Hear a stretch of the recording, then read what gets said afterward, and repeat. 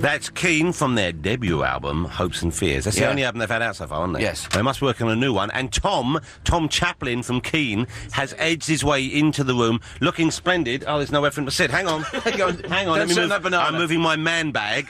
I've got a small man bag. Tom, how are you? It's lovely to see you. I'm very well indeed. Grab a microphone. I've just been listening to U2 doing their sound check. Wow, how exciting is that? Extremely exciting. Does it sound good? They sound all right, yeah. How many songs are they doing?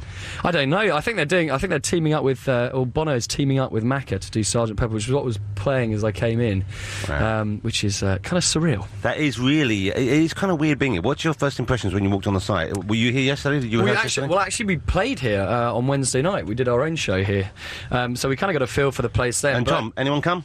There were a few people. Because I'm worried, what if people don't turn up today? I know, exactly. Wouldn't it be terrible if you went out there and there were only like 300 people? It took us about 2 hours to get from the other side of Park Lane to here, so I guess... that's partly because of the homosexual community who are out once again telling us how proud they are. I think we know. Really, you know what that's become? It's just an excuse for a nice day out and to meet some fellas. It seems a bit of a strange day to schedule two things like that. To be fair, I think they already had the day dibbed first. Did they? And why should they move just because we want to end world poverty? Yeah, exactly. No, I'm joking. It's nice. But it adds to the atmosphere out there.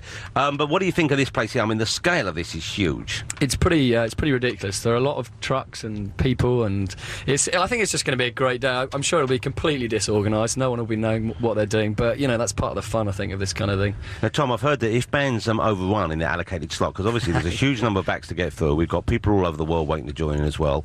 If they overrun, the They'll stage just cut Keane. The stage revolves.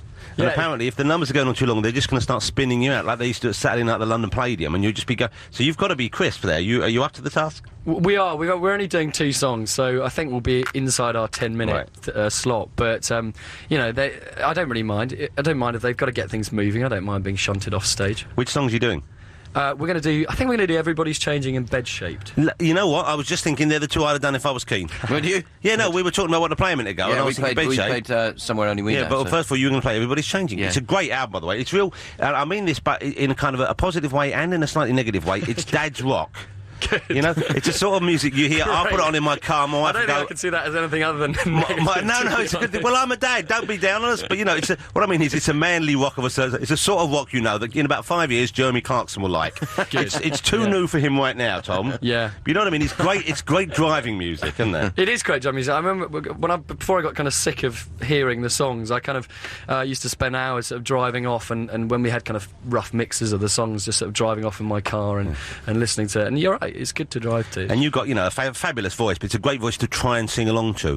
When you were waiting outside there, we were playing... Which one did we play again? Somewhere Only We Know. Somewhere Only We Know. And Andy, unfortunately, had headphones on and was singing along. Now, I'm the only one in there. That's not a sound I'd wish on anyone else. Good, no. Well, I think everyone should sing along, though. I think that's one of the things about our music. We feel it's about sort of inviting people in, and people seem to come to our shows and just love to sing everything. What's that bit where that song that goes, if we meet on the other side and in the morning... Bend and Break, that one. How does that go, that bit, that? I'll meet you in the morning when you... I'll meet you in the morning side. That one. I'll meet you on the morning. That's it. That's you brilliant. See? I sing along in the car. Yeah, people have enjoyed me singing along to that with the roof down on many an occasion. You can take my place today on stage. If you need any backing vocalists, we are there for you. Maybe a little kind of duet would be appropriate. There's only the 3 of you in the band, of course. Yes. Can you feel a space this kind of big? I mean, no, I don't mean that in a negative way, but, it's like a lot of people are turning up. I mean, we're starting the show with loads of trumpets out there, and there's bands have got, big, groups behind them. There's just three young men. We're very loud, though, apparently. Because I'm never out the front, I can't tell. But everyone says we're very loud and very rock, which is quite a surprise, I think, for a lot of people who come and see us. Well, especially as you are essentially a piano-based trio. Yes. But Tim can get some extraordinary noise out of that piano. I love the piano. Don't you worry about it. I love the piano in rock. It's you get too little of it. Hey, we better get the news. Yeah. Tom, you can stick around for a little bit longer and we'll chat I'd love after. to. That would be lovely. Okay, we're with Tom from Keane. We also have Snoop Doggity Dog coming up and Dio, all on this part of the broadcast from Live 8. Stick around. 88 to 91 FM. This is Radio 2 from the BBC. I think that's one of the greatest British pop or rop records ever produced. Well done. Pop and rock. Yeah. We have Tom with us from Keane. Keane are performing live at Live 8 later on today. What time of the day? When are you on? Who are you after? Who are you before? Do you know? We're on before Travis, and I can't remember who we're after, actually. But we're on at 4:30, I think. 4:30, okay. Subject to delays, which I'm sure there will be. But yeah, so you've been about 9 o'clock. Yeah. 4:30, that's when we have switched TV coverage back over to BBC One, apparently, depending on how long Venus takes to finish off Lindsay Davenport. Do you think she will? Are you a tennis fan, Tom? Oh, I can't stand it. Every time Wimbledon comes on, I just start cringing. I can't cope with it. Sorry to upset anyone who's a big fan of tennis. He can't help it. He's just a boy.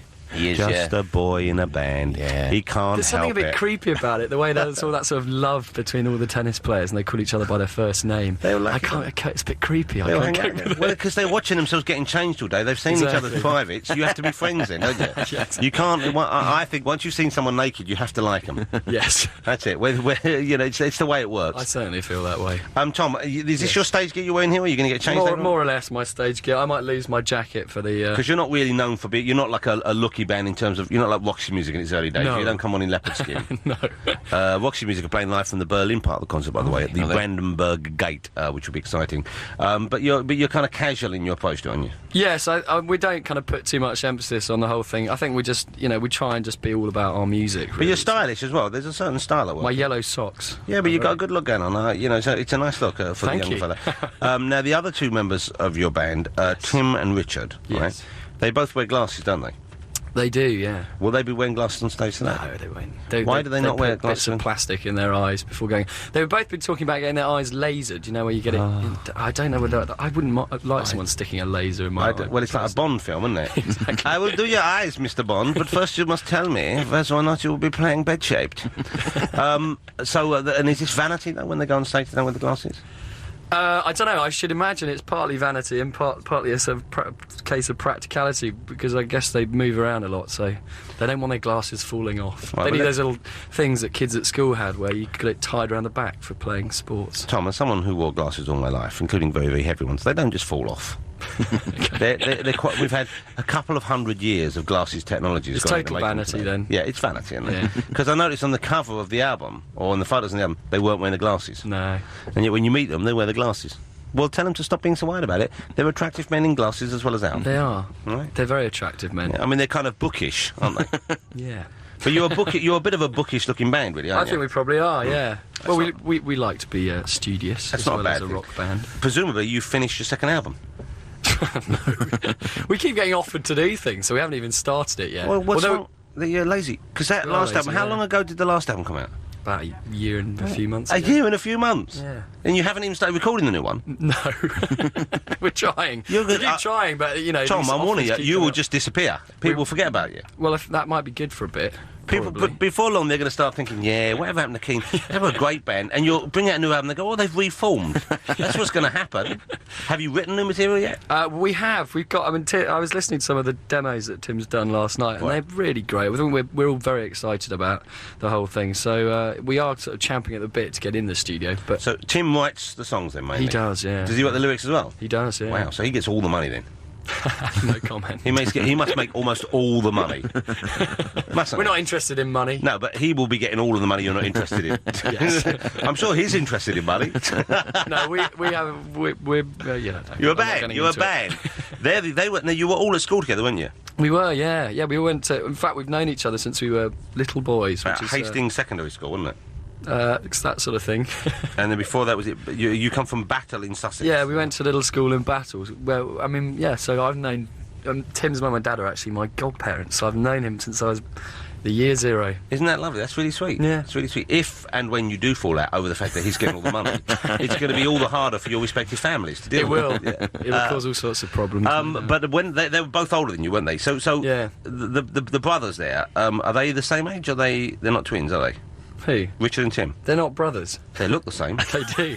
No, they're not. I don't think connected. I think they are. Genetically. I think the dad is the same father. It's never been talked about. It's possible. Battle being a small little place, Yeah. they've kept that It kind is. of thing quiet.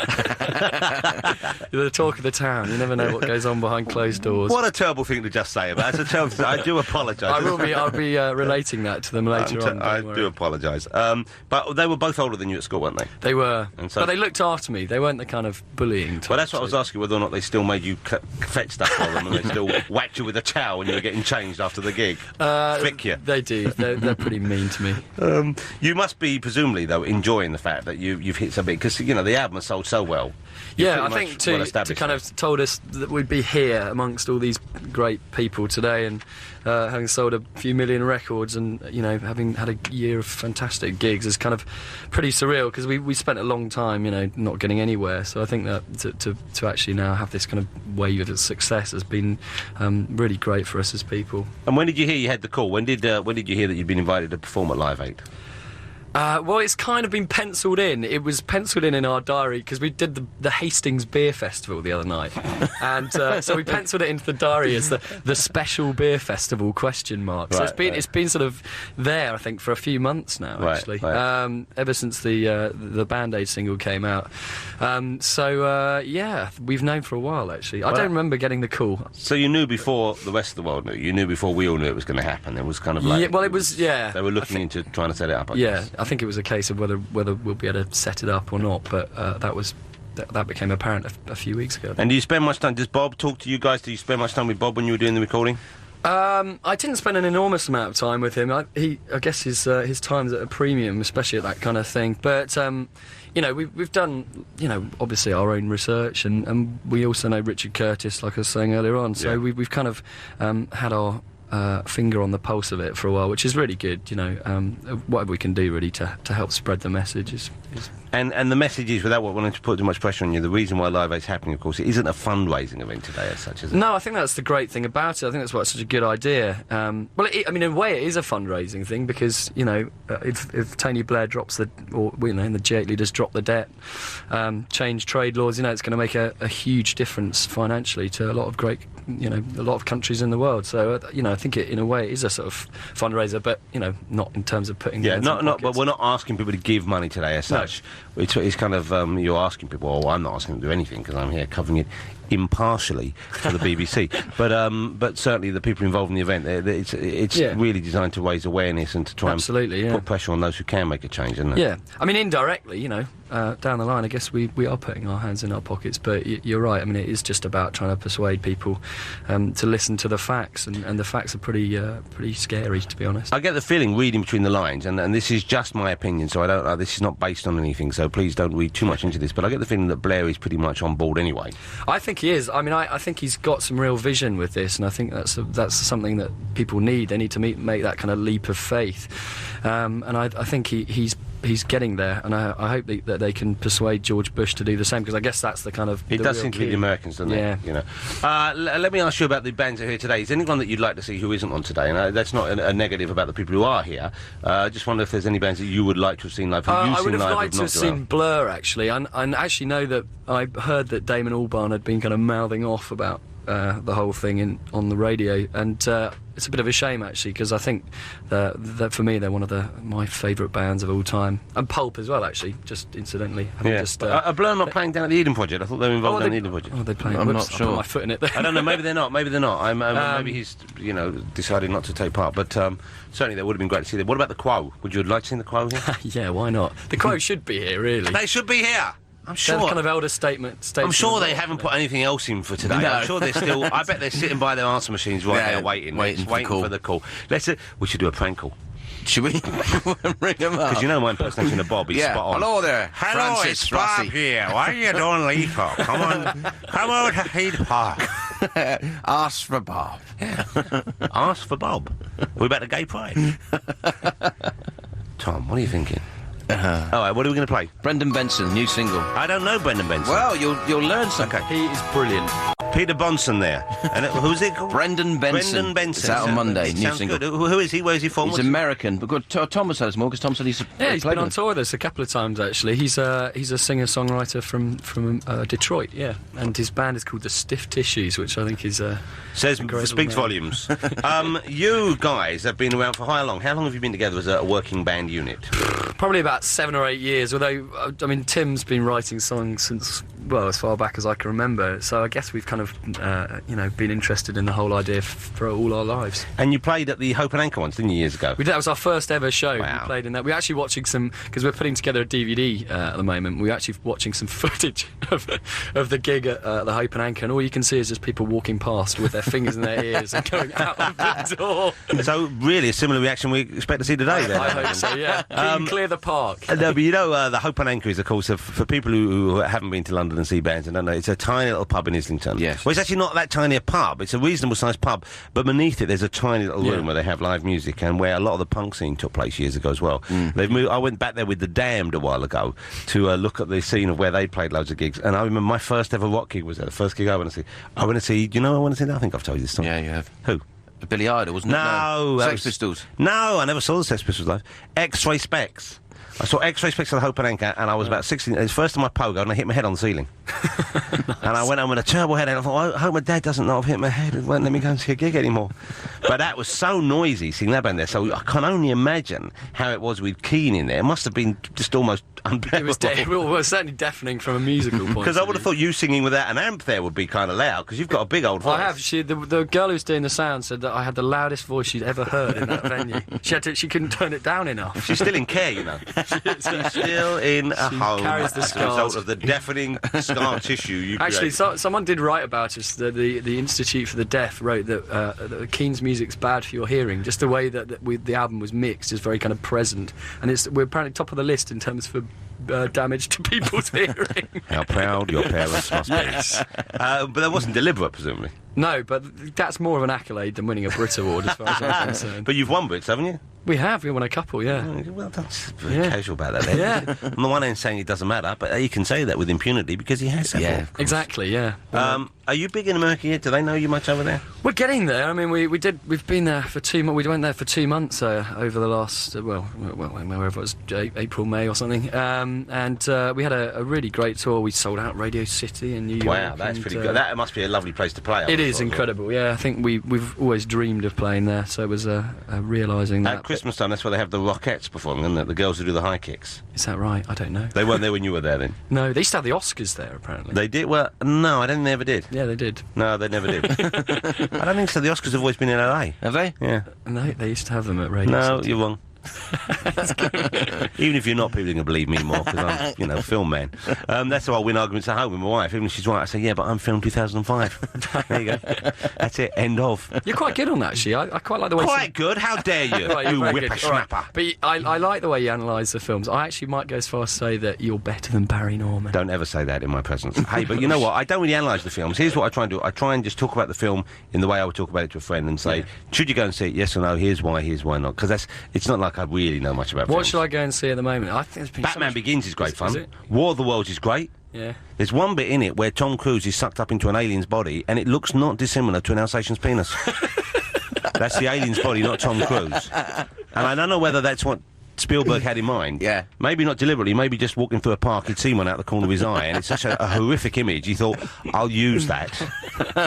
Obviously, it's bigger than your average Alsatian's dong. Yes, I would imagine. But it's quite the moment. I hope I haven't spoiled that for anyone who hasn't seen the film yet. Well, they'll be waiting for it anyway. I won't tell you what becomes of it. That's what they should have on the poster. What? See it. If only to see Tom Cruise disappear up a dog's bit. Take that, Scientology. Tom, you better go and get ready for your gig, hadn't you? I suppose so. Haven't you got to go and do half an hour strict vocal warmings up? I will, and some kind of comedy 1930s gym class. Do you do any? I do a bit, yeah. Especially at the moment. I've been getting a bit hoarse recently, so I'm trying to sort of look after my voice as much as I can. Okay, well, go and look after it now. Yes. You will be going... performing live in front of, I believe, somewhere in the region of, they estimate, 85% of the world's population. Don't say that. 85% of the world's population will be listening to you later on today. Right, but not forget the words then. Okay, and let's hope afterwards, and you know we get minute by minute figures, if there's a sudden dip in the viewership after that, we'll know it's because you didn't warm up properly. Yes, and it'll it's be your fault. They'll say... Oh, you know what? I almost did a Chinese accent then, and that would have been so wrong. I think wouldn't you it? would have. That would have been so wrong. I'll do it for you in a minute, Andy. Thanks. All right, Tom. Good luck today. I'm sure you don't need it. you. Thank you so much for popping by. I know it's kind of a it's a stressful day for everyone, so we It's great. appreciate you We're coming very to see happy us to this do morning. anything we can. Great. Take care, and I'll see you later. Yes, Good luck indeed. on stage. Thank you, mate. Keane will be performing live at Live 8 at about 4:30. Make sure you don't miss that.